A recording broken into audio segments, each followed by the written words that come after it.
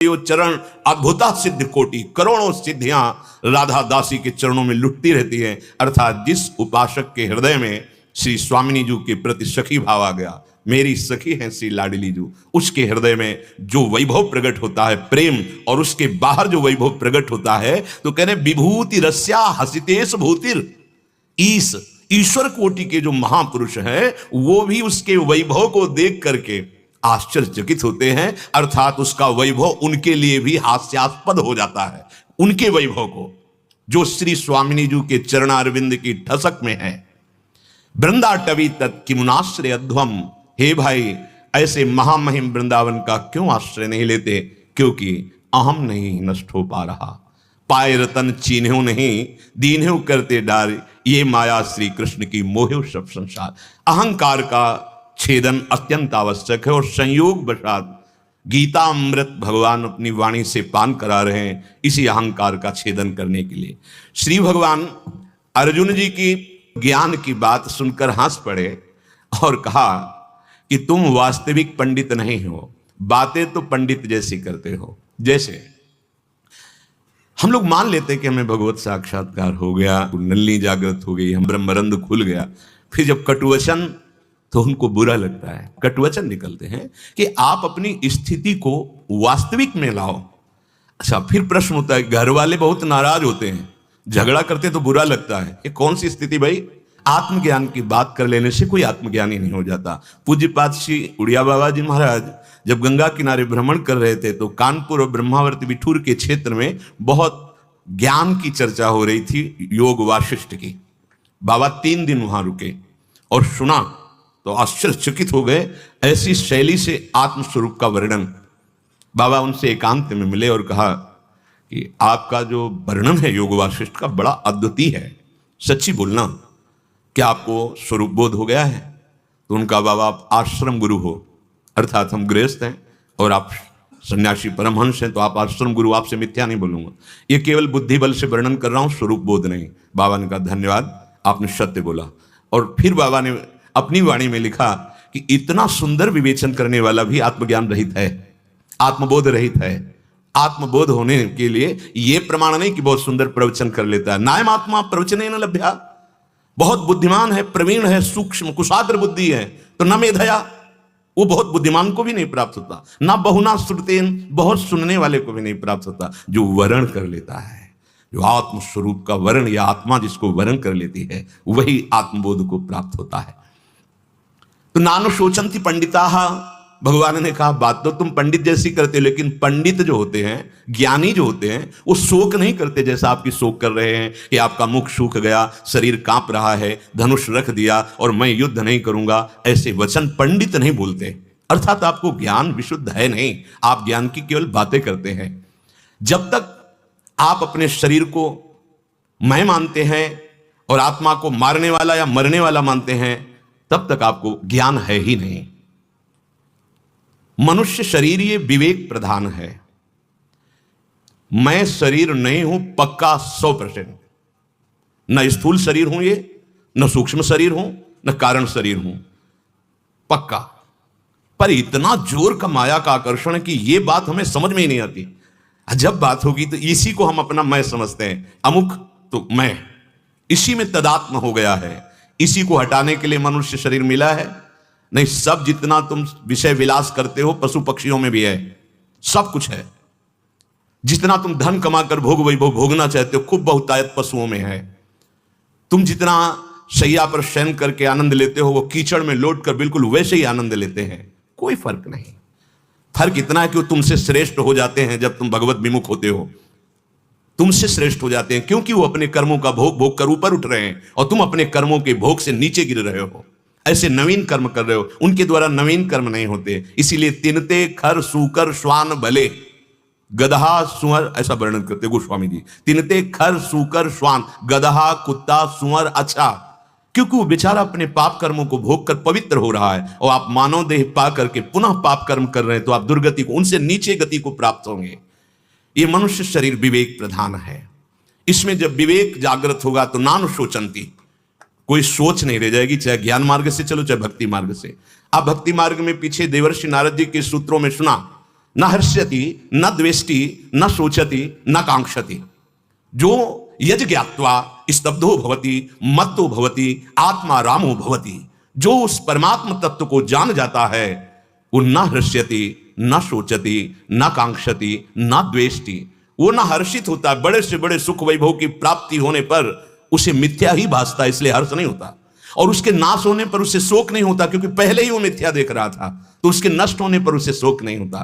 वो स्तब्ध और शांत रहता है। मत्तो भवति, आत्मा आनंद में मस्त रहता। आत्मा रामो भवति, आत्मा राम पुरुष कभी विषय मृत तृष्णा में भ्रमित नहीं होता। श्री सुखदेव जी महाराज परीक्षित जी से कह रहे कि राजन, ये जो पशु बुद्धि तुम में आ गई है कि मैं परीक्षित इस शरीर को लेकर, इसका त्याग कर दो, नहीं तुम भय से मुक्त नहीं हो पाओगे। त्वम तु राजन मरिष्येति पशु बुद्धि मिमाम जहि न जाता प्रागभूतोद्य देहवत्वम न नंक्षसी। हे राजन परीक्षित, तुम ये पशु बुद्धि छोड़ दो कि मैं शरीर हूं। जब तक तुम्हारे अंदर ये पशु बुद्धि रहेगी तो भय बना रहेगा, मैं मर जाऊंगा। तुम कभी मरने वाले नहीं हो, किसी की ताकत नहीं कि तुम्हें कोई मार सके। हां, जैसे बाल्यावस्था छूट गई, जवानी आ गई, जवानी छूट गई, बुढ़ापा आ गया, ऐसे शरीर का बुढ़ापा छूट जाएगा और मृत्यु अवस्था आ जाएगी। लेकिन जो जवान था, बालक से जो जवान हुआ वो जान रहा है, जो जवान से वृद्ध हुआ वो भी उसका दृष्टा है, और जो वृद्धावस्था से मृत्यु में गया वो भी दृष्टा है। गाढ़ नींद में जैसे सोया हुआ पुरुष जगता है तब उसे स्थूल का भान होता है, ऐसे ही एक गाढ़ निद्रा आई और फिर खुले नेत्र तो दूसरी योनि में पहुंच गए। ये पशु बुद्धि है, शरीर को मैं मान करके वर्ताव करना। जैसे शरीर पहले नहीं था राजन, ऐसे ये बाद में नहीं रहेगा। तो बीच में जो भास रहा है ये नहीं है कि समान है, प्रतिपल नष्ट हो रहा है। प्रतिपल, तुम्हें पता नहीं चला किस तारीख को तुम्हारी मूछ जगी, किस तारीख को तुम बाल्यावस्था से जवान हुए, किस तारीख से जवानी से तुम वृद्धावस्था में गए, ऐसे किस तारीख को मरोगे तुम्हें भी पता नहीं है। सावधान, मैं मर जाऊंगा इस बुद्धि को छोड़ो, ये पशु बुद्धि है। न त्वेवाहम जातुनाशम, क्या अमृतमय वचन भगवान के हैं, बस सुन लो और मनन कर लो, अभी निहाल हो जाओगे। ये मान्यता ही हमें दुख पहुंचा रही है।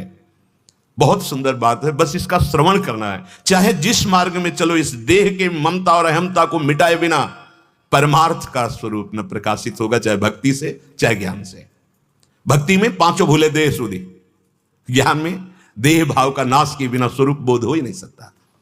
बहुत बहुत आवश्यक है, कोई मेहनत की बात नहीं। ये मेरी वस्तु है, मैं इसका स्वामी हूं, बस मानना छोड़ देना है। तुमने रचना की है, अरे तुम्हारा स्वरूप चैतन्य घन है। न त्वेवाहम जातुनाशम न तुम नेमे जनाधिपाः न चैव न भविष्यामः सर्वे वै मतः परम।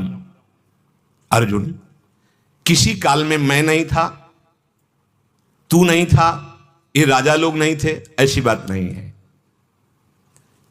ये आगे नहीं रहेंगे, मैं, तुम, ये राजा लोग, ऐसी भी बात नहीं है। न त्वेवाहम जातुम, लोगों की दृष्टि में जब तक मैंने कृष्णावतार नहीं धारण किया तब तक लोग मुझे नहीं जानते थे। क्या मैं नहीं था क्या? भगवान कह रहे किसी काल में मैं नहीं था, तू नहीं था, राजा लोग नहीं थे, ऐसी बात नहीं है। जब मैं कृष्ण के रूप में सबके सामने प्रकट हुआ तभी मेरा परिचय जाना लोगों ने, नहीं मैं तो था ही, मैं ही मैं था। जब तक तू इस अर्जुन रूप में नहीं आया तब तक तेरे को कोई जानता नहीं था, लेकिन तू था।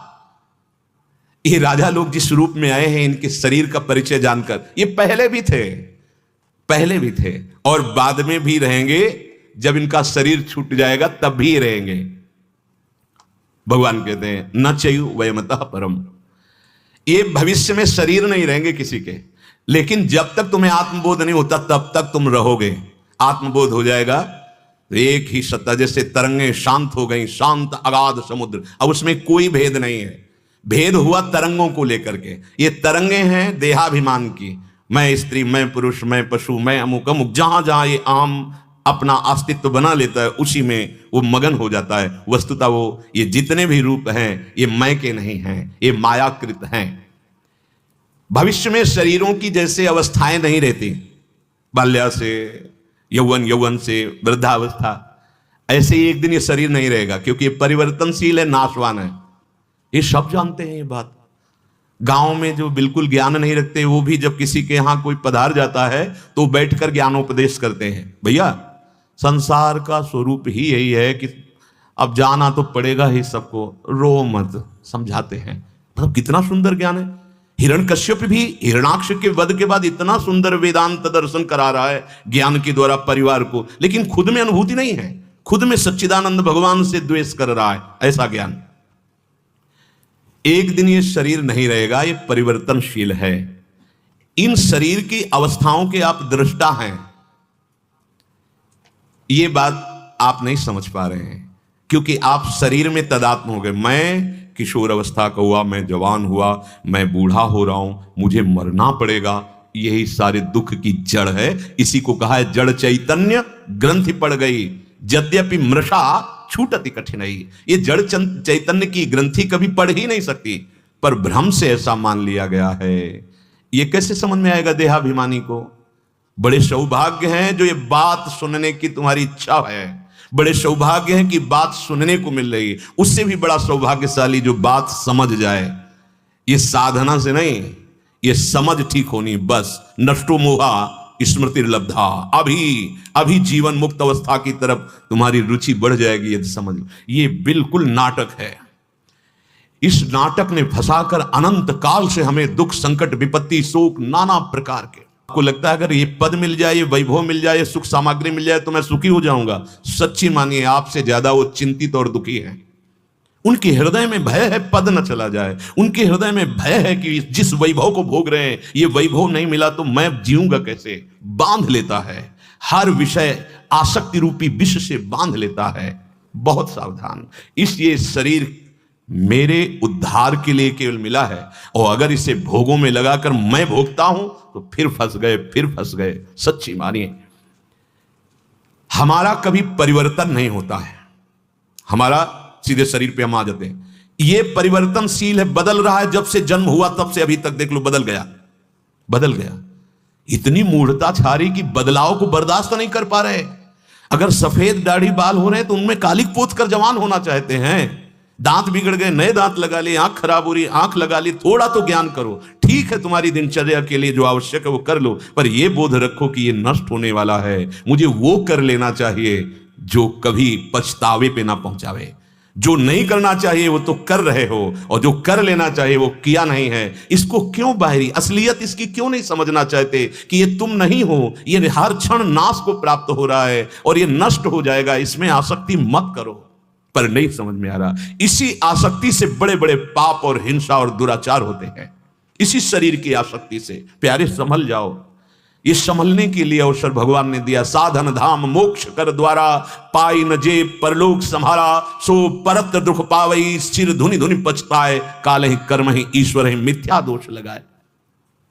श्री भगवान कह रहे हैं जैसे प्रत्येक प्राणी नींद आने से पहले ये अनुभव करता है कि मैं सोने जा रहा हूं। फिर जब नींद खुलती है तो अनुभव होता मैं बहुत सोया।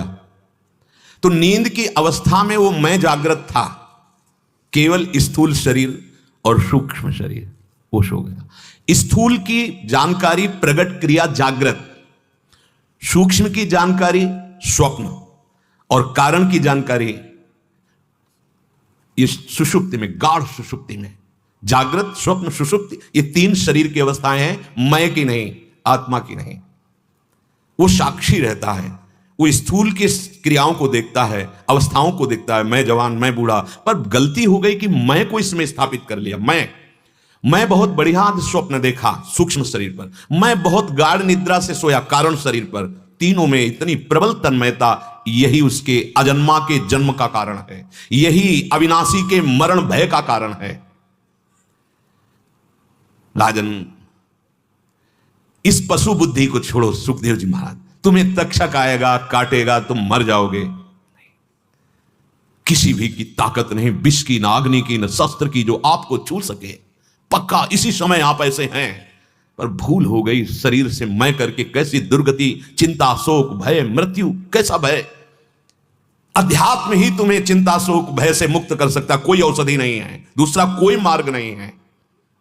ये शरीर प्रतिक्षण नाश की ओर जा रहा है। ये पहले नहीं था, बाद में भी नहीं रहेगा, बीच में भी जैसा दिखाई दे रहा है वैसा नहीं, हर क्षण नष्ट हो रहा है।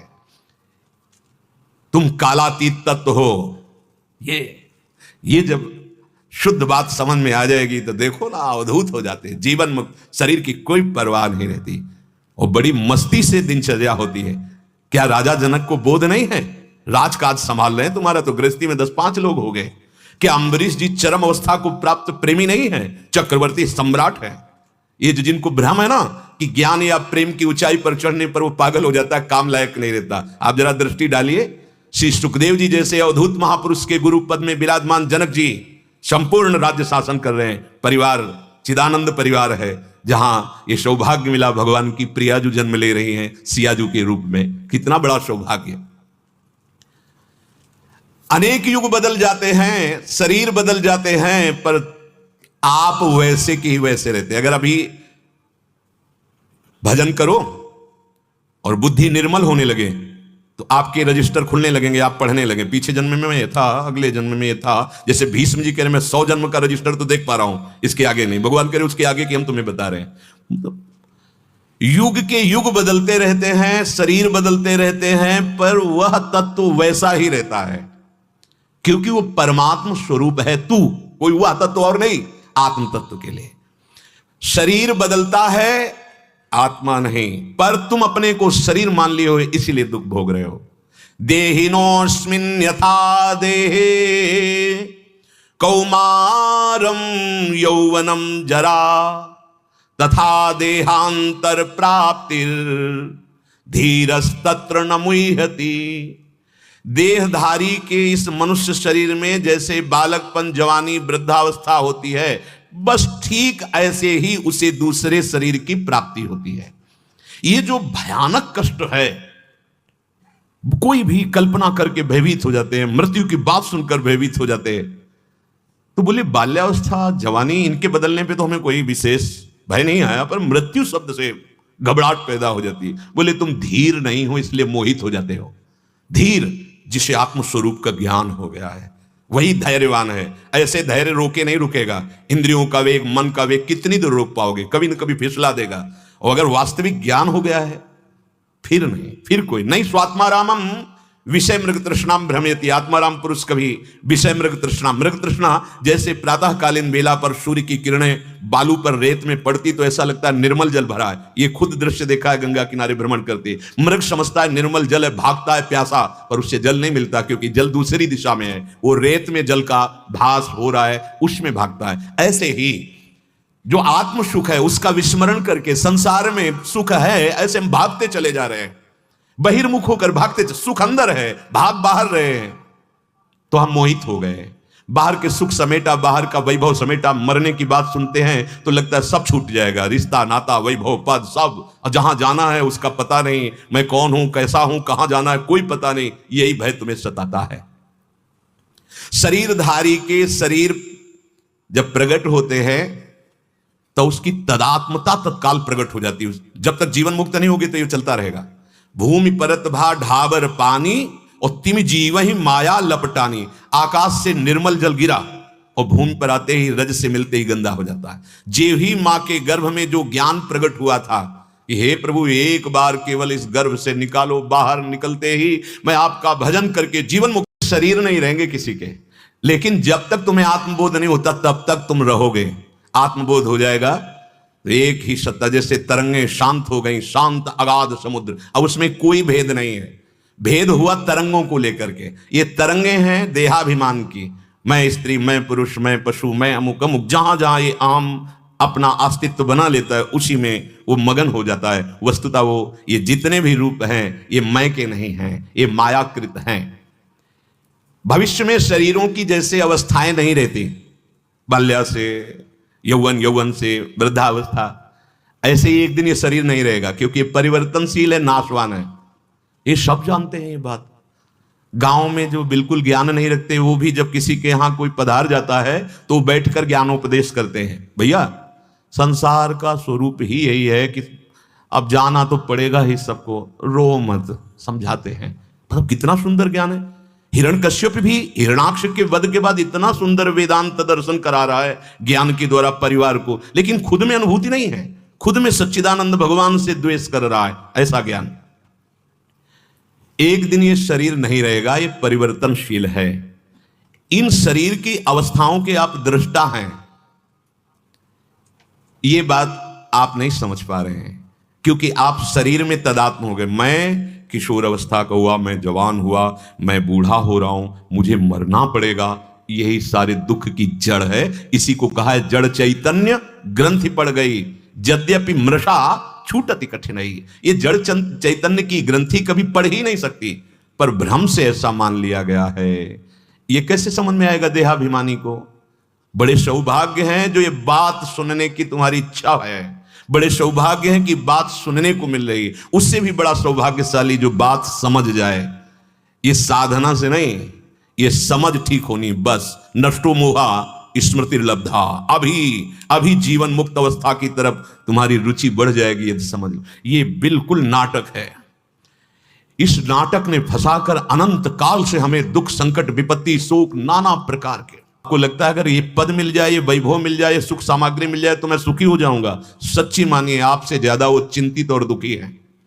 उनके हृदय में भय है पद न चला जाए, उनके हृदय में भय है कि जिस वैभव को भोग रहे हैं ये वैभव नहीं मिला तो मैं जीऊंगा कैसे। बांध लेता है, हर विषय आसक्ति रूपी विष से बांध लेता है। बहुत सावधान।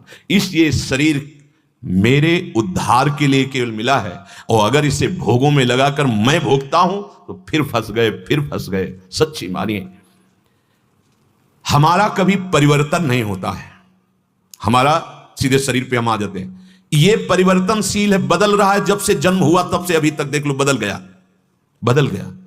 इतनी मूढ़ता छा रही कि बदलाव को बर्दाश्त नहीं कर पा रहे। अगर सफेद दाढ़ी बाल हो रहे हैं तो उनमें कालिक पोत कर जवान होना चाहते हैं। दांत बिगड़ गए, नए दांत लगा लिए, आंख खराब हो रही, आंख लगा ली। थोड़ा तो ज्ञान करो, ठीक है तुम्हारी दिनचर्या के लिए जो आवश्यक है वो कर लो, पर यह बोध रखो कि ये नष्ट होने वाला है। मुझे वो कर लेना चाहिए जो कभी पछतावे पे ना पहुंचावे। जो नहीं करना चाहिए वो तो कर रहे हो, और जो कर लेना चाहिए वो किया नहीं है। इसको क्यों बाहरी असलियत इसकी क्यों नहीं समझना चाहते कि ये तुम नहीं हो, ये हर क्षण नाश को प्राप्त हो रहा है और ये नष्ट हो जाएगा। इसमें आसक्ति मत करो, पर नहीं समझ में आ रहा। इसी आसक्ति से बड़े बड़े पाप और हिंसा और दुराचार होते हैं, इसी शरीर की आसक्ति से। प्यारे संभल जाओ।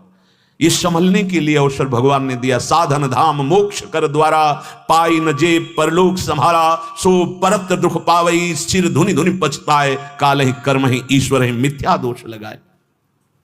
श्री भगवान कह रहे हैं जैसे प्रत्येक प्राणी नींद आने से पहले ये अनुभव करता है कि मैं सोने जा रहा हूं, फिर जब नींद खुलती है तो अनुभव होता मैं बहुत सोया। तो नींद की अवस्था में वो मैं जागृत था, केवल स्थूल शरीर और सूक्ष्म शरीर वो सो गया। स्थूल की जानकारी प्रगट क्रिया जागृत, सूक्ष्म की जानकारी स्वप्न, और कारण की जानकारी ये सुषुप्ति में, गाढ़ सुषुप्ति में। जागृत स्वप्न सुषुप्ति ये तीन शरीर की अवस्थाएं हैं, मैं की नहीं, आत्मा की नहीं। वो साक्षी रहता है, वो स्थूल की क्रियाओं को देखता है, अवस्थाओं को देखता है, मैं जवान मैं बूढ़ा। पर गलती हो गई कि मैं को इसमें स्थापित कर लिया। मैं बहुत बढ़िया स्वप्न देखा सूक्ष्म शरीर पर, मैं बहुत गाढ़ निद्रा से सोया कारण शरीर पर। तीनों में इतनी प्रबल तन्मयता, यही उसके अजन्मा के जन्म का कारण है, यही अविनाशी के मरण भय का कारण है। राजन इस पशु बुद्धि को छोड़ो सुखदेव जी महाराज। तुम्हें तक्षक आएगा काटेगा तुम मर जाओगे, किसी भी की ताकत नहीं, विष की न अग्नि की न शस्त्र की जो आपको छू सके। पक्का इसी समय आप ऐसे हैं, पर भूल हो गई शरीर से मैं करके। कैसी दुर्गति, चिंता शोक भय मृत्यु, कैसा भय। अध्यात्म ही तुम्हें चिंता शोक भय से मुक्त कर सकता, कोई औषधि नहीं है, दूसरा कोई मार्ग नहीं है। ये शरीर प्रतिक्षण नाश की ओर जा रहा है। ये पहले नहीं था, बाद में भी नहीं रहेगा, बीच में भी जैसा दिखाई दे रहा है वैसा नहीं, हर क्षण नष्ट हो रहा है। तुम कालातीत तत्व हो। ये जब शुद्ध बात समझ में आ जाएगी तो देखो ना, अवधूत हो जाते हैं, जीवन मुक्त, शरीर की कोई परवाह नहीं रहती और बड़ी मस्ती से दिनचर्या होती है। क्या राजा जनक को बोध नहीं है? राजकाज संभाल रहे हैं, तुम्हारा तो गृहस्थी में 10-5 लोग हो गए। क्या अम्बरीश जी चरम अवस्था को प्राप्त प्रेमी नहीं है? चक्रवर्ती सम्राट है। ये जो जिनको भ्रम है ना कि ज्ञान या प्रेम की ऊंचाई पर चढ़ने पर वो पागल हो जाता है, काम लायक नहीं रहता, आप जरा दृष्टि डालिए। श्री सुखदेव जी जैसे अवधूत महापुरुष के गुरु पद में विराजमान जनक जी संपूर्ण राज्य शासन कर रहे हैं। परिवार चिदानंद परिवार है, जहां ये सौभाग्य मिला, भगवान की प्रिया जो जन्म ले रही हैं सियाजू के रूप में, कितना बड़ा सौभाग्य। अनेक युग बदल जाते हैं, शरीर बदल जाते हैं, पर आप वैसे के ही वैसे रहते। अगर अभी भजन करो और बुद्धि निर्मल होने लगे तो आपके रजिस्टर खुलने लगेंगे, आप पढ़ने लगे, पीछे जन्म में ये था, अगले जन्म में ये था। जैसे भीष्म जी कह रहे, मैं 100 जन्म का रजिस्टर तो देख पा रहा हूं, इसके आगे नहीं। भगवान कह रहे उसके आगे की हम तुम्हें बता रहे हैं। युग के युग बदलते रहते हैं, शरीर बदलते रहते हैं, पर वह तत्व वैसा ही रहता है, क्योंकि वो परमात्म स्वरूप है। तू कोई वह तत्व और नहीं, आत्म तत्व के लिए शरीर बदलता है, आत्मा नहीं। पर तुम अपने को शरीर मान लिए हो, इसीलिए दुख भोग रहे हो। देहिनोस्मिन् यथा देहे कौमारम यौवनम जरा तथा देहांतर प्राप्तिर धीरस्तत्र न मुह्यति। देहधारी के इस मनुष्य शरीर में जैसे बालकपन, जवानी, वृद्धावस्था होती है, बस ठीक ऐसे ही उसे दूसरे शरीर की प्राप्ति होती है। ये जो भयानक कष्ट है, कोई भी कल्पना करके भयभीत हो जाते हैं, मृत्यु की बात सुनकर भयभीत हो जाते हैं। तो बोले बाल्यावस्था, जवानी, इनके बदलने पे तो हमें कोई विशेष भय नहीं आया, पर मृत्यु शब्द से घबराहट पैदा हो जाती है। बोले तुम धीर नहीं हो, इसलिए मोहित हो जाते हो। धीर जिसे आत्मस्वरूप का ज्ञान हो गया है, वही धैर्यवान है। ऐसे धैर्य रोके नहीं रुकेगा। इंद्रियों का वेग, मन का वेग कितनी देर रोक पाओगे? कभी न कभी फिसला देगा। और अगर वास्तविक ज्ञान हो गया है, फिर नहीं, फिर कोई नहीं। स्वात्मारामम विषय मृग तृष्णाम भ्रमयति। आत्माराम पुरुष कभी विषय मृग तृष्णा, मृग तृष्णा जैसे प्रातःकालीन बेला पर सूर्य की किरणें बालू पर, रेत में पड़ती तो ऐसा लगता है निर्मल जल भरा है। ये खुद दृश्य देखा है, गंगा किनारे भ्रमण करते। मृग समझता है निर्मल जल है, भागता है प्यासा, पर उसे जल नहीं मिलता, क्योंकि जल दूसरी दिशा में है। वो रेत में जल का भास हो रहा है, उसमें भागता है। ऐसे ही जो आत्म सुख है उसका विस्मरण करके संसार में सुख है, ऐसे हम भागते चले जा रहे हैं, बहिर्मुख होकर भागते। सुख अंदर है, भाग बाहर रहे हैं, तो हम मोहित हो गए। बाहर के सुख समेटा, बाहर का वैभव समेटा, मरने की बात सुनते हैं तो लगता है सब छूट जाएगा, रिश्ता, नाता, वैभव, पद, सब। जहां जाना है उसका पता नहीं, मैं कौन हूं, कैसा हूं, कहां जाना है, कोई पता नहीं। यही भय तुम्हें सताता है। शरीरधारी के शरीर जब प्रकट होते हैं तो उसकी तदात्मता तत्काल प्रकट हो जाती है। जब तक जीवन मुक्त नहीं होगी तो ये चलता रहेगा। भूमि परत भा ढाबर पानी और तिम जीव ही माया लपटानी। आकाश से निर्मल जल गिरा और भूमि पर आते ही, रज से मिलते ही गंदा हो जाता है। जेव ही मां के गर्भ में जो ज्ञान प्रकट हुआ था कि हे प्रभु एक बार केवल इस गर्भ से निकालो, बाहर निकलते ही मैं आपका भजन करके जीवन मुक्त हो जाऊंगा। जहां बाहर आया तो कहां कहां कहां मैं कहां आ गया, वो मेरा ज्ञान कहां अपहृत हो गया। बस फिर ये तुम्हारे माताजी, तुम्हारे पिताजी, पर फिर संबंधों का ज्ञान, तुम इस कुल में पैदा हुए हो, तुम्हारा ये कर्तव्य है। बस वो फिर उसमें रच पच गया, भूल गया मैं किस लिए आया था, मेरा कार्य क्या था। शरीरधारी के शरीर में जैसे पहले बाल्यावस्था आती है, पता नहीं चलता कब परिवर्तन हो गया युवावस्था का। आज तक किसी ने तारीख नोट की कि आज इतने बजे से इतनी तिथि को मैं जवानी शुरू हो गई, पता नहीं चला। ऐसे वृद्धावस्था का पता नहीं चला कि इस तारीख से मेरी जवानी खत्म, मैं वृद्धावस्था को आ रहा हूं। तात्पर्य, जन्म से लेकर के शरीर की प्रतिपल अवस्था बदलती गई, परिवर्तन होता गया, तुम्हारी अवस्था शरीर का नाश होता गया, तुम नहीं जान पाए। ऐसे ही मृत्यु दशा आ जाएगी, तुम नहीं जान पाओगे। भूले हुए हो इस शरीर का जो कर्तव्य था भगवत प्राप्ति, इस शरीर से राग हटा देना, वो हटा नहीं पाए। प्रधान कर्तव्य नहीं कर, बोले कमा रहे हैं, खा रहे हैं, ब्याह है, बच्चों को पढ़ा लिखा रहे। आप ये साधारण धर्म का वर्णन कर रहे हैं, लेकिन आप असाधारण कार्य के लिए मनुष्य शरीर आपको मिला था, आप आए थे तत्व बोध करने के लिए, भगवत प्राप्ति के लिए। चाहे गृहस्थ धर्म में हो चाहे विरक्त धर्म में, दोनों का एक ही कर्तव्य है, भगवत तत्व का ज्ञान हो जाना, भगवत चरणारविंद में प्रेम हो जाना। शरीरधारी अर्थात आत्म तत्व शरीर से मैं अलग हूं ऐसा समझ ही नहीं पाया, यही माया का भ्रम हो गया। यद्यपि मृषा छूटति कठिनाई, वो दृष्टा देख रहा है पर अपने को समझ नहीं पा रहा कि मैं दृष्टा हूं। वो अपने को यही दृश्य समझ रहा है, जो देखने में आता है उसे दृश्य कहते हैं। हम देख रहे हैं कि हम इस शरीर का बाल्यावस्था, जवानी, वृद्धावस्था, सामने वाले की मृत्यु अवस्था। महात्मा बुद्ध जब राजकुमार थे तो अपने मित्र के साथ भ्रमण करते थे, ऐसे विहरण करने के लिए निकले। एक दिन देखा कि बहुत जीर्ण शीर्ण का एक लाठी लिए हुए पुरुष जा रहा है। उनको ये क्या है, महलों में रहने वाले, तो ये क्या है? बोले राजकुमार, ये जो आपकी यौवन अवस्था है इसके बाद ये अवस्था आती है, ऐसी अवस्था इस शरीर की आती है। दूसरे दिन देखा एक शव जा रहा था, रुकवाया, ये क्या है?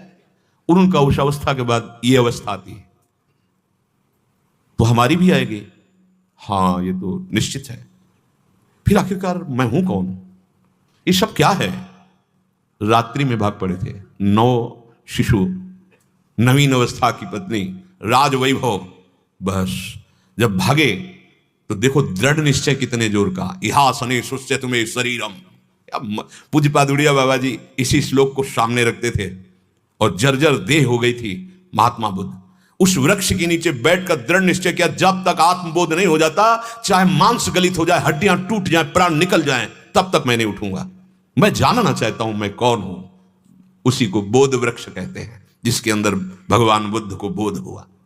हम लोग बहुत कमजोर संकल्प वाले बन गए, चले तो हैं प्रभु के मार्ग में बिल्कुल लड़खड़ाते हुए, जिधर मनोरंजन की बात आई कर लेते हैं मनोरंजन। देख लिया, सुन लिया, चख लिया, सूंघ लिया, भोग लिया, तो गांठ वैसी की वैसी बनी रही। आपको लग रहा है मैं चल रहा हूं, एक कदम भी आप नहीं चल रहे, वहीं खड़े हैं। वहीं चलना तब होता है जब अंदर से कर्ता और भोक्ता भाव मिटने लगे, दृष्टा भाव आने लगे।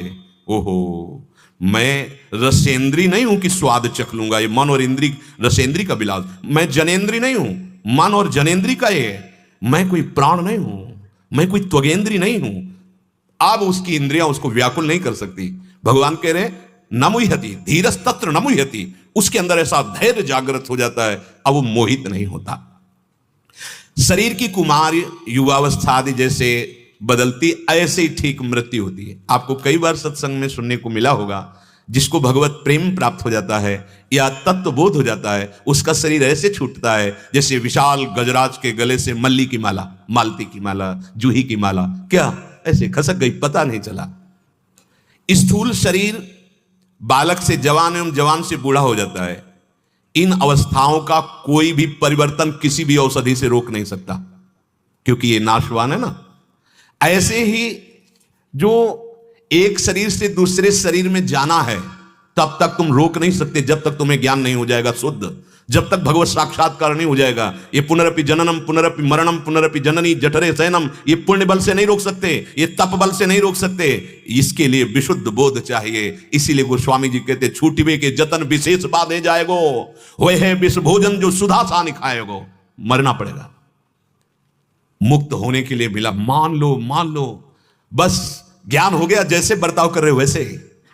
ऐसा नहीं होता क्यों ज्ञान हो गया तो कपड़ा लत्ता उतार करके वो मूर्ख बन करके, अरे वो ज्ञानी है, वो स्वांग करेगा बहुत, बिल्कुल परफेक्ट स्वांग। ऐसा थोड़ी होता है कि जिसे ज्ञान हो जाता है मनमानी आचरण करने लगता है। अज्ञानी मनमानी आचरण करता है, ज्ञानी का तो भगवत स्वरूप हो जाता है। जैसा शास्त्र उसके आचरण उसी से मिलते होंगे, उसका स्वभाव भगवत स्वरूप हो जाता है। जैसे स्थूल शरीर के रहते ही कुमार युवा अवस्थाएं होती हैं, तुम्हें कोई दुख नहीं हुआ, पर ज्यादा तन्मयता तो होने लगेगा दुख की, यार जवानी गई, अब बुढ़ापा आ गया, बड़ा दुख भोगने पड़ेगा। लेकिन कुमार अवस्था से जवानी आई, आपको दुख नहीं हुआ। आप उत्सव मनाते हैं बर्थडे का, हम नहीं कहते कि आप खुशी ना हो, लेकिन ऐसी खुशी क्या जो दुख को ना मिटा पावे। हमें तो लगता है उस दिन शोक करना चाहिए। 1 वर्ष चला गया, लेकिन जिस काम के लिए आए थे वो काम नहीं हुआ।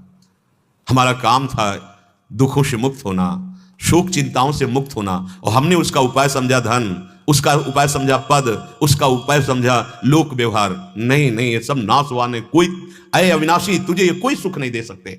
देख लो, खूब देख रहे हैं, आगे बढ़ो आगे बढ़ो। तो जैसे स्थूल शरीर का परिवर्तन होता है, वैसे सूक्ष्म शरीर का भी परिवर्तन होता जाता है, कारण शरीर का भी परिवर्तन होता जाता है। पर स्थूल बुद्धि होने के कारण आप उसे पकड़ नहीं पाते हैं। स्थूल शरीर के रहते कुमार अवस्थाओं को तो आप पकड़ लेते हैं कि कुमार से यौवन, यौवन से वृद्धावस्था, लेकिन सूक्ष्म दृष्टि को आप नहीं पकड़ पाते, सूक्ष्म शरीर को। जैसे आप स्थूल शरीर में जवान हुए तो सूक्ष्म शरीर में स्वप्न जवानी का आएगा, बालक का नहीं आएगा। पकड़ लिया, परिवर्तन हो गया। जैसे ये शरीर जब सन्यास वेश से युक्त था तो स्वप्न में सन्यासी आते थे, स्वप्न में हम अपने को सन्यासी देखते थे, अब कभी सन्यासी नहीं देख, मतलब सूक्ष्म का भी परिवर्तन हो गया। अपने जिस आचरण से स्थूल शरीर को रखते हैं वही सूक्ष्म पर प्रकाश पड़ता है, वही स्वभाव बन जाता है। अब पापाचरण करते हो स्थूल से तो सूक्ष्म भी पाप संकल्प वाला बन जाता है, स्वभाव भी आसुरी बन जाता है। तो ऐसे अंधकार में कैसे तुम्हें अपना परिचय प्राप्त हो पाएगा? परिवर्तन 3 शरीरों का बराबर होता रहता है, स्थूल का भी और सूक्ष्म का भी और कारण का भी। सुषुप्ति, जब बाल्यावस्था में सोए बहुत गाढ़ निद्रा, यौवन में थोड़ा कम, और वृद्धावस्था में तो नींद की शिकायत ही हो जाती है। और यह कारण शरीर का लक्षण है, मतलब कारण शरीर का परिवर्तन हो गया। जो बाल्यावस्था में नींद आती थी वो जवानी में थोड़ा कम हुई, वृद्धावस्था में तो क्षीण ही हो जाती है। वो पड़ा रहे उसे नींद नहीं आती, सत्संग में जरूर आ जाएगी। सत्संग एक ऐसी औषधि है कि अगर सतोगुणी हो तो एकदम चेतना, और जैसे स्वाति का बूंद टपका पपीहा पी लिया, ऐसे रजोगुणी हो तो कुछ पकड़ोगे कुछ छोड़ दोगे, और तमोगुणी हो तो बिल्कुल पकड़ में नहीं आएगी, हां लार जरूर बहेगी, क्योंकि इसमें विश्राम मिलेगा। ये भागवतिक वातावरण है, जो नींद की गोली से भी नींद नहीं आएगी, वो यहां नींद आ जाएगी, विश्राम हो जाएगा। तो परिवर्तन हुआ स्थूल का भी, बाल्यावस्था, जवानी, बुढ़ापा।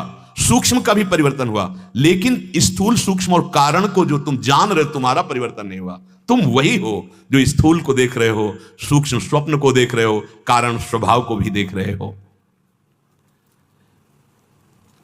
देवता, पशु, पक्षी, किसी भी शरीर में देहाध्यास मिटाने का मार्ग नहीं है। इसीलिए देव दुर्लभ देही मनुष्य की कही गई है। आप अपने ऊपर कृपा कर लीजिए, और तुम्हारा परिवर्तन नहीं होता, तुम्हें कोई मार नहीं सकता, तुम जीवन मुक्त हो, ऐसा अनुभव करने के लिए सत्संग के द्वारा प्राप्त विवेक का प्रयोग कीजिए, पापाचरण रोक दीजिए। वो तुम्हारे इस देहाभिमान को और मजबूत कर देगा। वृद्धावस्था में तो क्षीण ही हो जाती है, वो पड़ा रहे उसे नींद नहीं आती, सत्संग में जरूर आ जाएगी।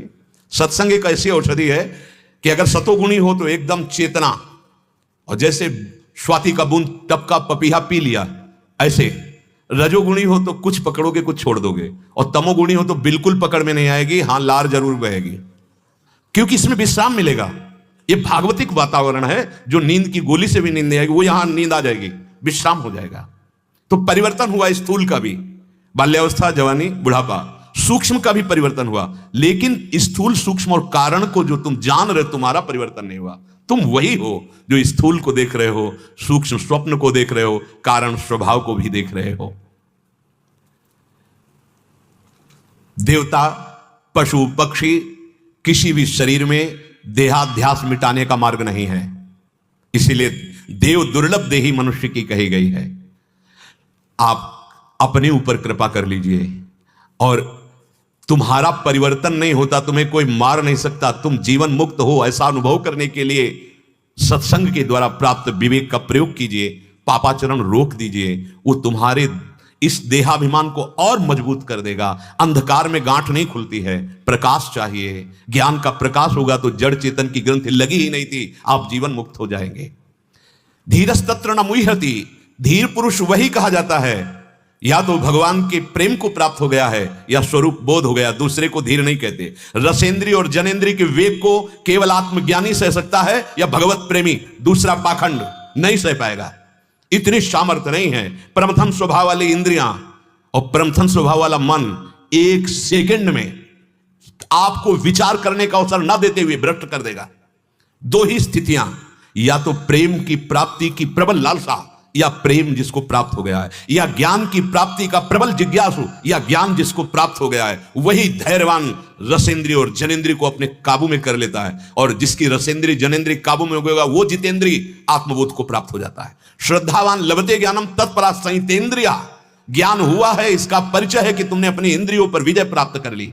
अगर इंद्रियां बहिर्मुख होकर भोगों में विचरण कर रही हैं तो अभी ज्ञान का भ्रम है, ज्ञान नहीं प्राप्त हुआ है। जिसको सत का बोध हो गया है वो असत का कैसे भोग कर सकता है, वो असत क्रियाओं में कैसे सुखानुभूति कर सकता है। ऐसा धीर उपासक कभी विषय उसे मोहित नहीं कर सकते, उसके हृदय में संदेह नहीं हो सकता कि इस भोग में सुख है। धीर मनुष्य देहांतर की प्राप्ति में मोहित नहीं होता। शरीर छूटने का समय आया, अब वो ऊंच नीच योनियों में नहीं जाएगा, अब उसे मृत्यु का दुख नहीं मिलेगा। ऐसे फूल जैसे खिसक गया, शरीर छूटा, अपने स्वरूप में स्थित पहले भी था, हो गया शांत समुद्र। और प्रेमी पहले ही अपने भावदेह को प्राप्त कर लेता है। तो जैसे सांप की केचुल छूटने पर उसे कोई कष्ट नहीं होता, ऐसे प्रेमी को शरीर छूटने पर कोई कष्ट नहीं होता। धीरस्तत्र न मुह्यति। भगवान कहते हैं धीर पुरुष कभी इन आने जाने वाले शरीरों के बदलने पर मोहित नहीं होता। वो वही तुम हो। ये जो मान लिया है कि बहुत ऊंची बात है, वो तुम्हारी बात है, किसी और की बात नहीं है। तुम अपने को शरीर मान करके इतने कमजोर हो गए हो, हम नहीं जी सकते। कल किसी ने कहा कि विषय भोग तो नहीं छोड़ सकता, कोई ऐसा उपाय हो कि विषय भोगते हुए भगवान मिल जाए। कहना पड़ता है हाँ हाँ ठीक है, तुम राधा राधा जपो। क्यों? तुम कमजोर हो गए हो। पहले तुम ये महाबल अंदर धारण करो, फिर तुम्हें ऐसी स्थिति प्राप्त हो जाएगी कि रुचेगा ही नहीं। अगर उसको कह दे ऐसे तो भगवत प्राप्ति नहीं हो सकती, नहीं है उपाय। तुम विषय भोगों में लगे हो ना, ठीक है, उसे सुख मान रहे हो ना, ठीक है, डालो ये औषधि अपने हृदय में, राधा राधा राधा राधा। अब ये ज्ञान प्रकाश करेगी और फिर आप देख पाओगे कि आपको जलन पैदा होने लगेगी भोगों में। जलन नहीं, ग्लानि होने लगी, मैंने क्यों किया, नहीं इसमें सार वस्तु नहीं है, बस आ गए ऊंचाई पर, ये सार वस्तु नहीं है, मेरे से गलती हो गई, मैं कभी नहीं करूंगा। हम देखते हैं जो अच्छे उपासक हैं, देखते हैं कि उनको पश्चाताप होने लगता है, उनको ये लगता है कभी नहीं। जिन भोगों के लिए तुम पापाचरण करते हो, उन भोग के लिए वो दृढ़ता पूर्वक शपथ खाते हैं, मैं कभी नहीं भोगूंगा। ये क्या आ गया? अनंत जन्मों से इसी में फंसा हुआ जीव ये क्या बोल रहा है कि मुझे नहीं चाहिए, मैं नहीं करूंगा, मैं नहीं भोगूंगा। अंदर आने लगा, जीत गया। अनंत काल से माया ने परास्त कर रखा था, आज राधा नाम ने जिता दिया। उसके अंदर आने लगा, नहीं मुझे चाहिए, और जाहि न चाहे कबहु कछु, तुम सन सहज सने प्रकाशित हो गए, बसो निरंतर तासुर सुर राउर निज के। श्री भगवान कह रहे हैं संभलो, इस शरीर के भोगों में तुम फंसकर अपना नाश कर दिए हो, संभलो। मात्रा स्पर्शास्तु कौन्तेय शीतोष्ण सुख दुख दाह, आगमा पायनो अनित्यास तास्तितिक्षस्व भारत। हे कुंती नंदन, इंद्रियों के विषय ये जड़ पदार्थ हैं, तुझ आत्मस्वरूप को ये कभी सुख नहीं दे सकते। आज तक किसी को मिला हो तो बताना। कल एक महानुभाव प्रश्न कर रहे थे, तो हमने पूछा भक्ति का परिणाम क्या आप मानते हैं? तो उनका विषय भोग, संसार की सुख सुविधाएं। गलत। भक्ति का परिणाम है ब्रह्मादिक के भोग सब विषम लागतता है, असलियत आ जाती है। भक्ति का परिणाम है विषय भोग, निद्रा, हंसी, जगत प्रीति, बहुबात, ये अच्छा ही नहीं लगता।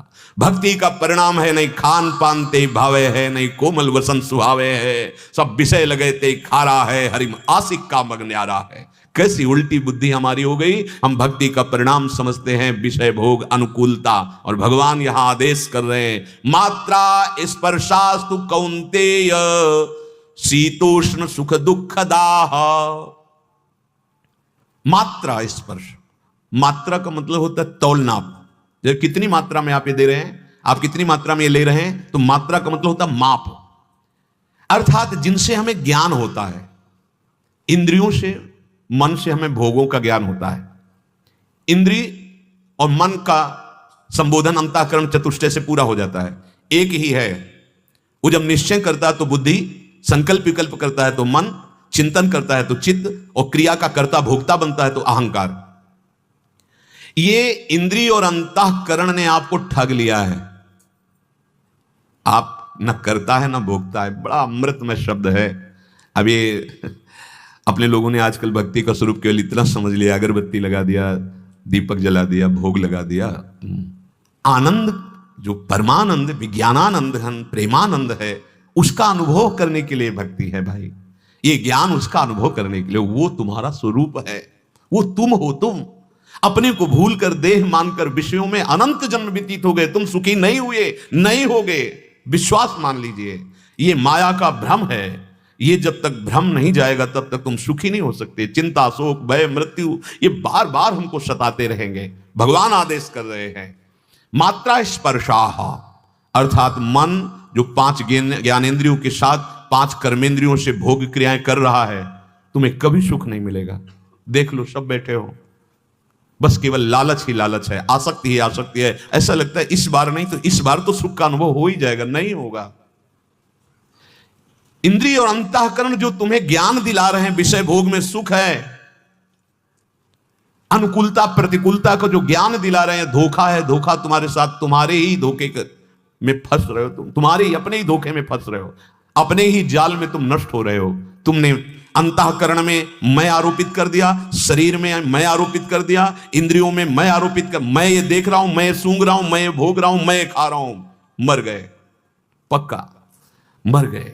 अब तुम्हें मृत्यु से कोई नहीं बचा सकता। तुम्हें मृत्यु रूपी भयानक दुख भोगना पड़ेगा, फिर जन्म, फिर मरण। समझो इस विषय को। भगवान आदेश कर, मात्रा स्पर्शास्तु कौन्तेय शीतोष्ण सुख दुखदा। केवल पदार्थ और उनका भोग ये तुम्हारा सुख है? अरे प्राण इंद्रियां ये ठग रहे हैं तुम्हें, तुम स्वयं अपने को ठगा रहे हो। यहां से जब शरीर छूटता है तो केवल भोगाशक्ति और जो पाप कर्म किए या पुण्य कर्म किए वही साथ, सूक्ष्म स्थूल तो यही रह जाता है। सूक्ष्म शरीर, कारण शरीर, तुम्हारे कर्म, फिर अगला जन्म निश्चित। रोको रोको, इस मृत्यु की परंपरा को रोक दो। आखिरी मृत्यु होनी चाहिए। मान लीजिए महासुख है, धाम का सुख लीजिए, स्वरूप का सुख लीजिए, चिदानंद सुख में आइए। तुम चिदानंद भगवान के अंश हो, तुम शरीर नहीं हो, पक्का। थोड़ा तो आप अब जागृत होइए। मोह निशा सब सो अनिहारा, देखें स्वपन अनेक प्रकारा, यही जग जामिनी जागे जोगी। तुम योग प्राप्त कर लोगे, कोई कठिन नहीं है योग प्राप्त करना। केवल राधा राधा राधा राधा, सब ज्ञान ना आ जाए तो मुझे बता देना। भगवान कह रहे हैं, तेषाम सतत युक्तानाम भजताम प्रीति पूर्वकम। ये राधा नाम प्रीति का नाम है। श्री कृष्ण के हृदय का मूर्तिमान प्रेम ही राधा नाम है। भगवान कह रहे हैं, यदि सतत प्रीति पूर्वक मेरा स्मरण करोगे, दोनों का हो गया। भगवान के हृदय का प्रेम राधा नाम है। बहुत शोध करके, यह केवल कोरी भावुकता का नहीं है विषय, बहुत शोध करके, ऐसे कोरी अंधविश्वास और भावुकता में आने वाली बुद्धि से हम आपको नहीं बोल रहे हैं। ये श्री कृष्ण का प्रेम है, राधा नाम। भगवान कह रहे, तेषाम सतत युक्ता नाम भजताम प्रीति पूर्वकम। अगर प्रेम पूर्वक आप जप रहे हो, भगवान कह रहे मैं बुद्धि का योग प्रदान करूंगा। मैं, जब वो हमें योगी बना देंगे तो कौन हमें भोगी बना सकता है? हमारा केवल एक कार्य है। तुम ना जा समझो कि शरीर हो कि आत्मा हो, आप जप के तो देखो, अभी सब जागृत हो जाएगा। और सुन लो, दिमाग में डाल लो कि आगे का मार्ग ये है।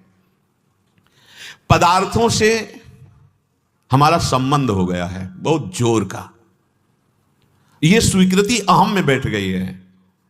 जैसे पति पधार गया, 20 वर्ष हो गए, लेकिन वो स्मृति, वो स्वीकृति मैं वैधव्य को प्राप्त हो गई।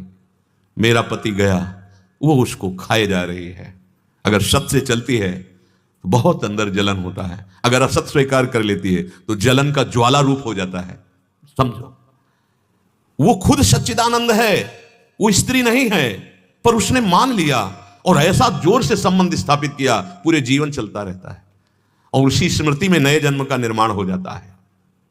पदार्थों का संबंध बना रहता, पदार्थ नष्ट होते रहते हैं। भगवान कह रहे हैं, शीतोष्ण सुख दुखदा। शीत शीतलता, उष्ण गर्मी, क्षमता नहीं रह गई शरीरों की, है नहीं रह गई पूरे जीवन भर। इसी बात का अनुभव करता है उपासक, तब ये भाव स्वरूप बोध होता है। गर्मी सर्दी इसका सीधे प्रकृति का वार रहना, सीधे। अब गर्मी और सर्दी का दूसरा विभाव है, प्रतिकूलता में जलन होती है, अनुकूलता में शीतलता का अनुभव होता है। हर्ष और शोक, अनुकूलता प्रतिकूलता, सुख और दुख, ये सब शीत और उष्ण के अंदर अंतर आ जाते हैं। उपासक को इतना सहनशील बनना है, तभी आप अपने स्वरूप की यात्रा कर पाएंगे कि ये जितने भोग हैं, इनमें जो मुझे प्रिय लगते हैं उनमें शीतलता, हर्ष, सुख, अनुकूलता लगती है, और जो अप्रिय होते हैं, वस्तु, व्यक्ति, स्थान, घटना, उनसे हमारा द्वेष हो जाता है, प्रतिकूलता हो जाती है, दुख मिलता है। इसी विषमता को जीतने के लिए उपासना का मार्ग है, अध्यात्म मार्ग है। भगवान कह रहे हैं सुख दुख से ऊपर उठो। कैसे उठे? सह जाओ। तास्ति तितिक्षस्व भारत। भगवान ने ये नहीं कहा कि जो तुम्हें बुरा कहे, जो तुम्हें अपमानित करे, जो तुम्हें प्रतिकूल भाषे उसको नष्ट कर दो, ऐसा नहीं कहा भगवान ने। जो अनुकूल हो, जो तुम्हें सम्मान करे, उसे गले लगा लो, ऐसा भी नहीं कहा। दोनों की बात कही है। आगमा पाइनो, ये आने जाने वाले हैं। कौन? बोले सुख दुख दाह, ये सुख दुख देने वाले। अनुकूलता प्रतिकूलता, ये राग द्वेष। सह जाओ, झगड़ा मत करो, फूलो मत। अनुकूलता आ जाती तो फूल जाते हो, प्रतिकूलता मिलती है तो शोकित हो जाते हो। अनुकूलता आई तो सुखी हो गए, सम्मान मिला। प्रतिकूलता आई, अपमान मिला तो दुखी हो गए। अरे तुम कहां के हो? क्या कर रहे हो? तुम आनंद समुद्र हो, कहां फंस गए? उठो, सह जाओ इनको। तितिक्षस्व भगवान कह रहे हैं। ये सुख दुख देने वाले जितने भी पदार्थ हैं, आगमा पाइनो, ये टिकेंगे नहीं। आज तुम्हें कोई प्रणाम कर रहा है, कल वो दूसरे को प्रणाम करेगा, परसों तीसरे को प्रणाम कर, जलोगे। कुछ भी स्वीकार किया तुम मारे जाओगे। यहां केवल भगवान सामने मेरे प्रभु है। बहुत समझने की जरूरत है। तुम्हें परम सुखी करने की बात भगवान कह रहे हैं। ये अनुकूलता प्रतिकूलता, ये सुख दुख, ये मान सम्मान, ये द्वंद्व है, ये विषमता है। तुम्हारा स्वरूप सम है, ये विषम है। इसी को जीतो। जीत विषम संसार, कीर्ति जग बिस्तरे। बिस्तरे सब जग विमल कीरति, साधु संगति ना टरे। बास वृंदा विपिन पावे, श्री राधिका जो कृपा करे। किसके लिए? जो निरंतर नाम जप कर रहा है। जय जय श्री हरिवंश नाम गुण गाई है, प्रेम लक्षणा भक्ति सुदृढ़ कर पाई है। अरु बाढ़े रस रीति, प्रीति चित ना टरे। जीत विषम संसार, कीर्ति जग बिस्तरे। इसी में फंसा है पूरा चराचर जगत फंसा है। काहे को व्यर्थ में आम पोषण कर रहे हो? भगवान कह रहे आगमा पाइनहा, ये जितने भी सुख दुख हैं ये टिकेंगे नहीं। आज सुख आया है, हर्षित मत हो। दुख आने वाला है, तैयार हो जाओ। अगर सुख का भोग नहीं किया तो दुख तुम्हें परास्त नहीं कर पाएगा। ये आदि अंत वाले हैं, इनमें राजी मत हो। सारा का सारा मनुष्य समुदाय केवल इसी में लगा हुआ है। अंदर की बात देख लो। यही विचार में अहंकार विष है जो भगवत प्राप्ति नहीं होने दे रहा। कोई भी नहीं ठहरेगा तुम्हारे पास, न सुख ठहरेगा न दुख ठहरेगा, न मान ठहरेगा ना अपमान ठहरेगा। ये जाने वाले हैं। आगमा पाइनो, भगवान कह रहे तो तुम कैसे रोक सकते हो? कितना भी आप उपाय कर लो, नहीं टिकेगा। सह जाओ, निकल गया। गंदी हवा, गर्म हवा, सुगंधित हवा, यात्री की यात्रा रुकती नहीं इन पर। जैसा भी वो क्रॉस करता चला जाता। जैसे वायु है, कहीं मल से युक्त वातावरण से निकलती, कहीं पुष्पों से निकलती, लेकिन उसका कार्य है प्रवाहित होना। वो प्रवाहित होती रहती है। उसका गंध गुण नहीं, गंध गुण पृथ्वी का है। ऐसे उपासक निरपेक्ष सम रहता है। सुख दुख, मान अपमान, लाभ हानि। अभी स्थिति नहीं आई तो सहो, भगवान कह रहे हैं। ये आगमा पाइनो अनित्यास्ता तितिक्षस्व भारत, ये नाशवान है। यहां जितना भी देख रहे हो पहले नहीं था, जितना भी देख रहे हो बाद में नहीं रहेगा। गोचर जहां लग मन जाई, ये सब बीच में भास रहा है, प्रतिक्षण मर रहा है। अज्ञान के कारण नहीं पता चल रहा। हम हैप्पी बर्थडे मनाते हैं कि हम बढ़ गए, बढ़ नहीं गए, घाटे में हो गए। 12 महीने तुम्हारे जीवन से गए। 12 महीने क्या किया? 12 महीने कौन सी आपने ऐसी अविनाशी वृत्ति प्राप्त की? नहीं, मुझे हर्ष मनाते हैं, नाचते हैं, यही है। 12 महीने गए और आपने असली कमाई नहीं की। पता नहीं 12 सेकंड है कि नहीं है। नाचते नाचते प्राण निकल जाते हैं। बोलते बोलते अगला शब्द नहीं आता। भोजन का कवल मुंह में, आग नहीं लील सकते। खत्म, चलो हटो इस शरीर से, हटो, चलो दूसरे शरीर में। तेरा क्या बस ऐसा बन जा कि शरीरों का चक्र खत्म कर दे और अपने स्वरूप में आ जा। देख, ये पहले उत्पत्ति से पहले नहीं था कोई शरीर। ये इनका विनाश होगा, ये भी नहीं रहेंगे बाद में। तू पहले भी था, अब भी है, बाद में भी रहेगा, अपने को समझ ले। तेजी से इतनी जल्दी बदल रहा है जैसे फिल्म का पर्दा हमको दिखाई दे रहा है, वो बातचीत कर, वह इतनी जल्दी से बदल रहा है कि हमें समझ में नहीं आता कि ये बदल रहा है। हमें दिखाई दे रहा है स्थायी खड़ा आदमी वो बातचीत कर रहा है, उसकी हर चेष्टा सेकंडों में बदल रही है। वहां पीछे से आगे पर्दे में हमको स्थायी दिखाई दे रहा है, ऐसे पर्दे में स्थायी दिख रहा है। और उस बिजली से भी अधिक तीव्र गति से हमारी जीवन शक्ति नष्ट हो रही, हमारा शरीर नष्ट हो रहा है। और हम अपने न स्वरूप को जान पा रहे हैं, न भजन कर पा रहे हैं। हे हम अमुक, हम अमुक, हम अमुक, तू कुछ नहीं है, सच्चिदानंद प्रभु है तू। देख तो तू लौट कर अपने आप को। ये बाहरी मेड़ों में ऐसा फंसा हुआ है, इसी में तो हिंसा हो रही है, इसी में पापाचरण हो रहे हैं, इसी में द्वेष हो रहा है।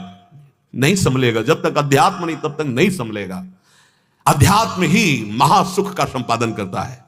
अध्यात्मवान सहनशील महात्मा होता है। भगवान आदेश कर रहे हैं, हे उपासक तास्तितिक्षस्व, हे भारत सहनशील बनो, सह जाओ, सब कुछ सह जाओ। सहना सीख गए तो भक्ति बढ़ जाएगी। सहत सहत बाढ़े भगति। केवल पदार्थ ही अनित्य नहीं है, तेरा शरीर भी परिवर्तनशील अनित्य है, नाशवान, जिससे तू भोग रहा है। तेरे पदार्थों का ज्ञान कराने वाली इंद्रियां भी अनित्य हैं। बिल्कुल, शाम तक मेहनत होती है संसार का चिंतन, और जब नींद आती तब विश्राम मिलता है। क्यों? नींद में कौन सी औषधि मिल गई? बोले संसार का चिंतन छूटा। इंद्रियों को भी विश्राम, संसार के चिंतन छूटने की जरूरत है, उनको चाहिए। बोले कुछ भी हो तो मुझे दवा चाहे तुम खवाओ, मैं थोड़ी देर भूलूं संसार को, सो जाऊं। नींद में कौन सा सुख मिलता है? संसार का चिंतन छूटता है। और अगर जागृत में तुम ऐसे बन जाओ तो उसी को समाधि कहते हैं। हर समय परमानंद में निमग्न रहता है। ये अपने स्वरूप को पहचानो। ये जो 6 घंटे सोए फिर ताजगी महसूस होती है, मग्न रहता है। ये अपने स्वरूप को पहचानो। ये जो 6 घंटे सोए फिर ताजगी महसूस होती है, ये 6 घंटे तुम संसार को भूले रहे इसलिए, तो क्या तुम जागृत में ऐसी अवस्था नहीं प्राप्त कर सकते? उसी को जीवन मुक्त कहते हैं। और जीवन मुक्त कोई अवतार नहीं होता, आप ही हो। अभी जीवन मुक्त हो, पर आप जीवन को अपना माने हुए हो, आप पकड़े हुए हो, आप मान अपमान सुख दुख के भोक्ता बने हुए हो, इसलिए ये है। स्वयं भगवान कह रहे हैं तास्तितिक्षस्व, ये जितने आने जाने वाले अनुकूलता प्रतिकूलता सुख दुख मान अपमान राग द्वेष हर्ष शोक है, तू निर्विकार है। अपने में विकार मत धारण कर। तू मत मान कि तेरे अंदर काम है, क्रोध है, लोभ है, मोह है। ये इस शरीर के हैं, सूक्ष्म शरीर के। तू दृष्टा है, तू नहीं चाहेगा तो ये कुछ नहीं कर सकते। तू अपने में मान लेता मैं कामी, इसलिए शरीर को उतार देता है भोगों में। तू अपने को मान लेता मेरा अपमान हुआ, इसलिए क्रोधित होकर हिंसा पे उतर जाता है। समझो, शरीर इंद्रिया अंतःकरण क्रियाएं अवस्थाएं सब नाशवान हैं। तू अविनाशी है, इसलिए तू निर्विकार। पहले सहना सीख, तब समझ में आ जाएगा कि तू निर्विकार है, फिर प्रभाव ही नहीं पड़ता। जो सिद्ध पुरुष होता है, तो जैसे कोई विदेशी भाषा में हमें गाली दे तो हम क्यों लेते हैं? हमें समझ में नहीं आ रहा क्या है, वो खूब गाली दे रहा है और हम भाषा नहीं समझते। जिससे अन्य भाषाएं हमें ज्ञान नहीं, वो हमें गाली दे, ऐसे हमारी भाषा में हमको गाली दे और हम खूब अच्छे से समझ रहे हैं और हम मुस्कुरा कर निकल जाएं, उसे कहते हैं कि अब ये सहनशील महात्मा परिपक्व हो गया है। जैसे लाखों लोग सम्मान करें तो कैसा लगता है, ऐसे लाखों लोग अपमान करें तो हृदय में किसी भी तरह की चुभन नहीं होनी चाहिए। तो इसका मतलब हुआ कि आप परिपक्व अवस्था को प्राप्त हो गए। हे, सुख दुख से मिटाने के लिए भगवान स्वयं बोल रहे कि इन अनुकूलता प्रतिकूलता सर्दी गर्मी मान अपमान को तू सह जा। ये आने जाने वाले हैं, ये नाशवान हैं, ये टिकेंगे नहीं। तू निर्विकार है, तू अविनाशी है, ऐसा समझ कर इनको सह। तो सह जाएंगे महाराज तो क्या मिलेगा? तो भगवान कह रहे हैं यम ही न व्यथयन्ते ते पुरुषम पुरुषर्षभ सम दुख सुखम धीरम सोमृतत्वाय कल्पते। अमृतत्वाय कल्पते, वो अमृत पद का अधिकारी हो जाता है, वो अमर हो जाता है। कौन? जो परिस्थितियों में गिरता नहीं है, महावीर उसे ही कहते हैं। ये आ जाएगा, आ जाएगा। आप नाम जप कीजिए, सत्संग का मनन कीजिए। परिस्थितियां बदलने वाली हैं, तू बदलने वाला नहीं। जरा सा बुखार आ गया शरीर में, छुट्टी। हम तो अस्वस्थ हैं, वो 1 हफ्ता 10 दिन प्रमाद स्थिति में काटेगा।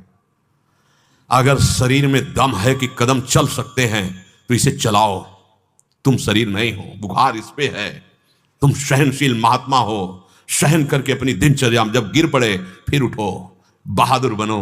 प्रमाद स्थिति नहीं, थोड़ा जुकाम हुआ, थोड़ा शरीर में दर्द हुआ, थोड़ा ये तेरे में है, तूने कर्म किया है, भोग उसका। चल, अवसर है किशोरी जी का जस गाने का, किशोरी जी की जय बोलने का। बोल अब अपनी जबान से जय और लगा इस शरीर को उनकी चरण सेवा में। तूने बहुत पापाचरण किए, मनमानी भोग भोग उनका, मैं इसको देख रहा हूं, क्योंकि उस समय तूने मुझे अंधा बना दिया था, मैं देख नहीं पाया। आज किशोरी जी ने मुझे प्रकाश दिया तो तुझे देख रहा हूं। अब तू वो नहीं कर सकता, अब तुझे जो किया है उसका परिणाम भोग और चल श्री जी के चरणों की तरफ आगे बढ़।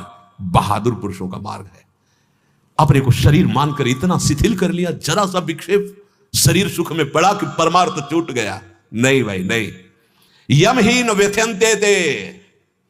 कोई भी परिस्थिति तुम्हें व्यथा ना पहुंचा पावे। छोटी छोटी बातों में दुखी हो जाता है मन।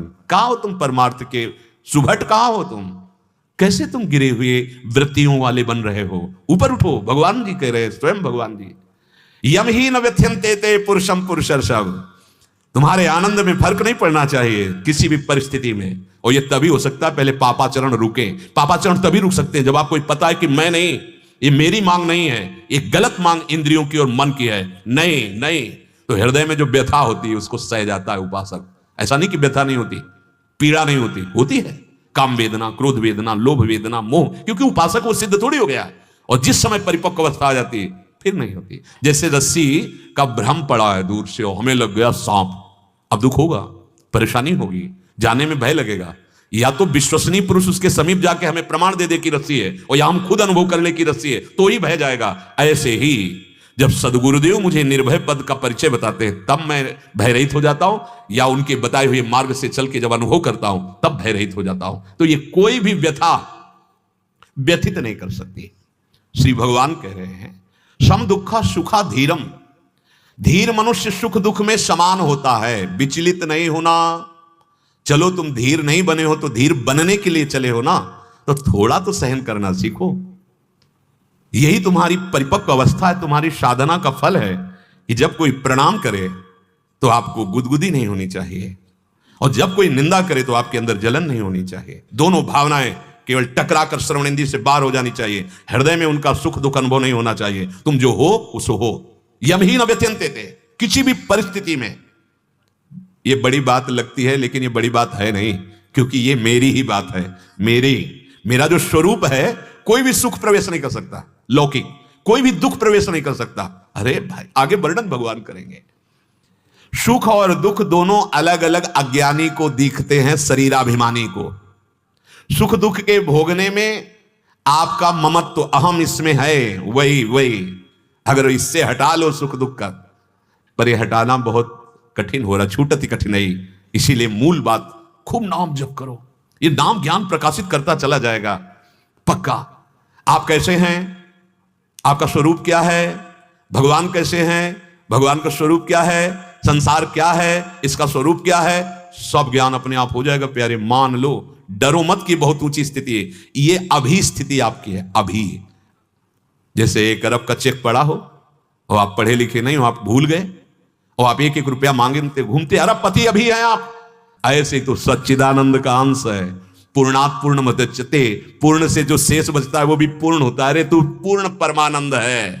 तू क्षुद्र कणों भोगों में ओस के चाटने से प्यास बुझाने चला है। क्षुद्र कणों से तेरी प्यास नहीं बुझनी। तो लौट अपने स्वरूप में, तू अगाध आनंद का स्वरूप है, तभी तू सह पाएगा। यम ही न व्यथ्यंते ते पुरुषम पुरुषर्षभ। पुरुषों में श्रेष्ठ वही है पुरुषर्षभ, जो अपने आए हुए सुख दुख को समान भाव से सह जाता है। टूट गया सो फिर वो, हमें वो एक शराबी ने उपदेश किया था, कई बार बताया। ठाकुर जी के पास ले गया और बोला देखो इनकी तिल तिल काटा गया है, पत्थर, नाक आंख कान सब बनाए, टूटा नहीं। तो आज भगवान के स्वरूप में पूज रहा है। ए बाबा जी बने हो तुम, शराब पिए था, बाबा जी बने, टूटना नहीं। देख ये भी संगमरमर और ये भी संगमरमर। वो बोल, मुझे पक्का विश्वास था कि मेरे भगवान ये नाटक करते हुए मुझे उपदेश कर रहे हैं। गंगा के किनारे नई अवस्था, जीवन भर जहां दुख की बात आती तो वो बात आ जाती, ये टूटना नहीं, टूटना नहीं, चलो आगे बढ़ो, आगे बढ़ो। सुख दुख के भोगने में तुम हेतु हो गए, चेतन चेतन ने इस जड़ को मैं स्वीकार कर लिया, अब वो सह नहीं रह पाऊंगा, नहीं मैं इसके बिना नहीं जी सकता, मैं ये ऐसा ऐसा बड़ा भ्रम अज्ञान।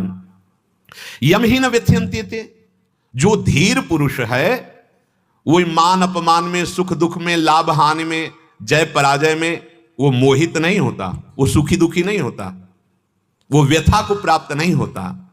सोमृतत्वाय कल्पते, ऐसा धीर पुरुष परम पद में आरूढ़ हो जाता है अमर स्थिति में। हे, अभी तुम सोच भी नहीं सकते कितना सुख होता है, कितना अपार आनंद होता है। जिसकी तुम खोज कर रहे हो वो इधर नहीं है, वो वापस अपने अंदर है। जो तुम संसार के भोगों को गर्व से भोगते हो कि मैं सुखी हूं, परिणाम में तुम्हें पछताना पड़ेगा जब समय व्यतीत हो जाएगा। मन पछताई है अवसर बीते। उठो, जागृत हो मोह निद्रा से और कमाई कर लो हरिनाम की, और जीवन में अमरत्व पद में ऐसे स्थित हो जाओ वैसे तुम अमर हो ही। तुम्हारा भ्रम नष्ट हो जाए, तुम्हें कोई नहीं मार सकता, तुम्हें कोई दुखी नहीं कर सकता, क्योंकि चेतन अमल सहज सुख राशि ईश्वर अंश जीव अविनाशी। तू अविनाशी, तू जीव नहीं है। जीव शरीराभिमान के कारण उसको कहा गया शरीरी जीव। ये मानो एक तरह से अपशब्द बोले जा रहे हैं उस दिव्य चिदानंद आत्मा को, कि तू भूल करके, जैसे रिक्शा वाला जब रिक्शा चलाता है, मुझे रिक्शा, वो खड़ा हो जाता है क्योंकि रिक्शा में तदात्म हो गया, टैक्सी खड़ा हो गया। ऐसे शरीरी शरीर भाव लेने के कारण मानो एक अपशब्द बोला जा रहा है उस शुद्ध चिदानंद आत्म तत्व को। तू जाग, तू शरीर देह नहीं है, ये देही कहना अपशब्द जैसा है। तू निर्विकार चिदानंद है, इसे स्वीकार कर लिया, इसलिए तुझे शरीरी जीव देही कहा गया। नहीं, तू विशुद्ध भगवत स्वरूप है। ममैवांशु भगवान कह रहे, हे जागृत हो। कब जागृत होगे? स्त्री शरीर, पुरुष शरीर, मैं, दुख सुख, मेरा तेरा, इतना प्रपंच फैल गया है कि अध्यात्म एक कहानी सी लगती है, एक पराया सा लगता है, और जगत एक अपना सा लगता है। ये पराया है, ये पराया है, भगवान अपने हैं, तू भगवान का है। बस यही स्वीकार करने के लिए ज्ञानोपदेश भगवान यहां कह रहे। आगे वो खुद आदेश करेंगे, मन मना भो मद भक्तो माद्याजी माम नमस्कुरु। तुम आज स्वीकार करो श्री श्यामा श्याम के तुम हो, तुम्हारे श्यामा श्याम हैं, वो अंशी हैं, तुम अंश हो। निरंतर नाम जप करो। ये जो हमारे अंदर अज्ञान पैदा हो गया है, ये नाम प्रकाश कर देगा, पक्का प्रकाश कर देगा। बिना नाम जप किए कोई भी इस वस्तु को प्राप्त नहीं हो सकता। आप चिल्लाते रहो मैं शरीर नहीं हूं, मैं शरीर नहीं हूं, और भोगाकर्षण तुम्हें वही रौंद देगा, वही शरीर भाव में तुम्हें स्थित कर देगा। और नाम जप करो, नाम राधा राधा राधा राधा राम कृष्ण हरि, जो नाम गुरुदेव ने दिया है, ऐसा प्रकाश होगा कि उस प्रकाश में देख पाओगे, अनुभव हो जाएगा मैं शरीर नहीं हूं। एक बार अनुभव हुआ फिर विस्मृत नहीं होगा। खूब नाम जप करो, भगवद आश्रित रहो, सत्संग का खूब विचार करो, विचार से ज्ञान प्रकाशित हो जाता है। शिष्य जागे। श्री राधा वल्लभ लाल की।